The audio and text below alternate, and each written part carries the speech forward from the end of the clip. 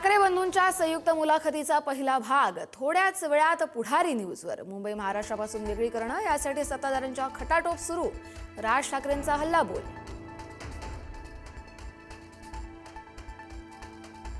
महाराष्ट्राला 20 वर्ष वाट का पाहावी लागली? महाराष्ट्राला 20 वर्ष वाट का पाहावी लागली? ठाकरे बंधूंना एकत्र यायला 20 वर्ष का लागली? संजय राऊतांच्या प्रश्नावर ठाकरे बंधू स्तब्ध। आज आणि उद्या दोन भागात दाखवणार मुलाखत।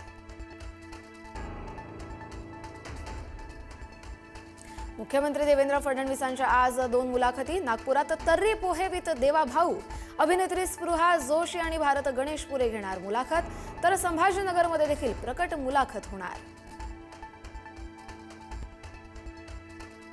भिवंडीमध्ये कोणार्क विकास आघाडीच्या सभेत राडा। भाजप आमदार महेश चौगुले समर्थकांकडून शिवीगाळ करत गोंधळ।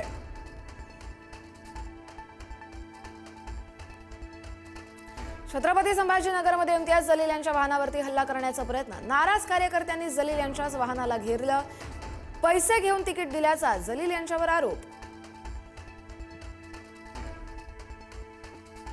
अकोटमध्ये भाजपने एमआयएमसोबत युती केल्यानं मुख्यमंत्री नाराज। आमदार प्रकाश भारसाखळे यांना कारणे दाखवा नोटीस, तर युती झाली असल्यास एमआयएम पदाधिकाऱ्यांवर कारवाई करू, इम्तियाज जलील यांचा इशारा।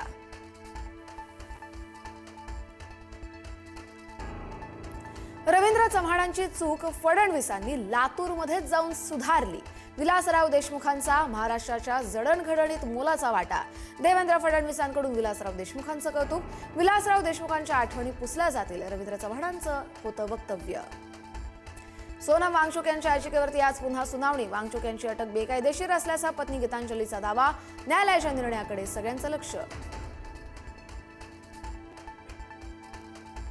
बदलापूर एमआयडीसी भीषण स्फोटांनी हादरली। पॅसिफिक केमिकल कंपनीमध्ये लागोपाठ 8 ते 10 स्फोट।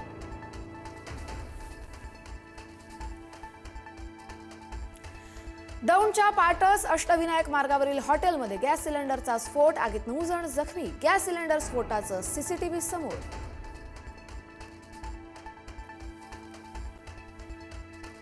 साताऱ्याच्या कराड शहरात बिबट्याचा वावर। वाखाण परिसरातील गुरसाळे भाऊंच्या वस्तीजवळ मध्यरात्री बिबट्याचा संचार।